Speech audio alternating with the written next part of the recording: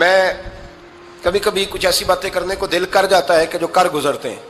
ایک صاحب مجھ سے ایک دن کہنے لگا حضرت صاحب بڑی مشکل میں ہوں اور اتنا کٹھن وقت آ گیا کہ کوئی حال ہی نہیں. میں نے ان سے کہا کہ اپنی اماں سے دعا کراؤ, مسئلہ ٹھیک ہو جائے گا. کہنے لگا اماں تو انتقال کر گئی. تو میں نے کہا بہن سے دعا کراؤ.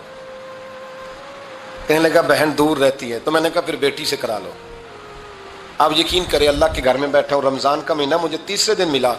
کہنے لگا حضرت صاحب الحمدللہ اللہ نے میری مشکل آسان کر دی.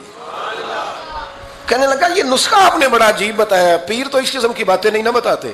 پیروں نے تو آپ کو پتا ہے دعائیں قید کر کے رکھی, صرف ہماری قبول ہونی ہے. کہنے لگے ہم ان کا میرے ساتھ ارادت کا رشتہ ہے. کہنے لگے آپ کس طرح کے پیر ہیں کہ آپ نے مجھے پلٹ کے کہہ دیا کہ اماں سے, بہن سے, بیٹی سے. تو میں نے کہا اصل بات یہ ہے کہ میں کبھی تھکا بھی ہوتا ہوں, کبھی کسی رنگ میں بھی ہوتا ہوں, اور کئی دفعہ اب تو یہ حال ہو گیا ہے کہ رونا آئے بھی تو روتے نہیں کہ لوگ تماشا نہ سمجھیں. کئی دفعہ آنسو چھپانے بھی پڑتے ہیں کہ لوگ اس کو اداکاری اور فنکاری ہی نہ سمجھنے لگ جائے. تو میں نے کہا یہ جو بیٹی ہوتی ہے نا, یہ جو بہن ہوتی ہے, یہ جو ماں ہوتی ہے, اس کو اشارتاً بھی آپ کان میں کہہ دینا مشکل میں ہوں تو یہ رات کو رو رو کے مصلی بھگو دیتی.